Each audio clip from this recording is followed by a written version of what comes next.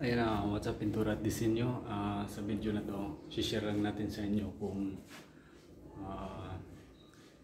yung drywall ba o hardiflex ay kailangan batakan lahat.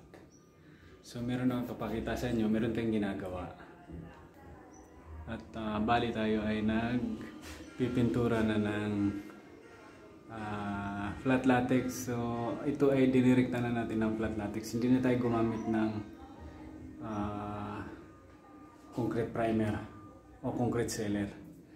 So kung makikita nyo, yung mga dugtungan lang ang minasilyahan natin, tsaka yung mga pinagribitan.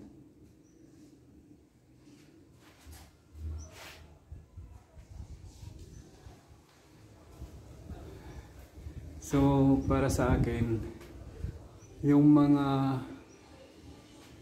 drywall, hindi mo na siya kailangang masilyahan lahat o buuhin ng batakan ng buo, dahil kung tutuusin yan ay makinis na eh. Kaya dapat ang masilyahan mo na lang ay ang mga dugtungan at yung mga pinag-anuhan ng rivets, dahil kapag binatakan mo yan lahat, syempre kakain yan ng materyales at kakain ng oras ng labor.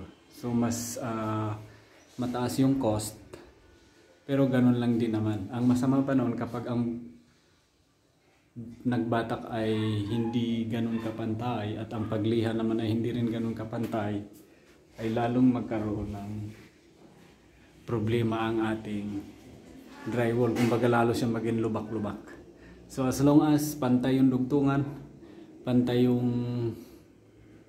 pinagmasilya, pinagribitan, pinag-iskruhan, hindi na kailangang batakan.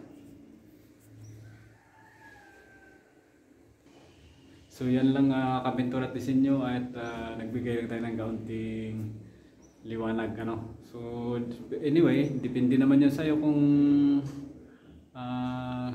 mas prepare mong gumastos ng mas malaki para i-consider na batakan siya ng buo. So nasa sa'yo kung mas mataas naman ang budget mo, pero para sa akin hindi na siya kailangan.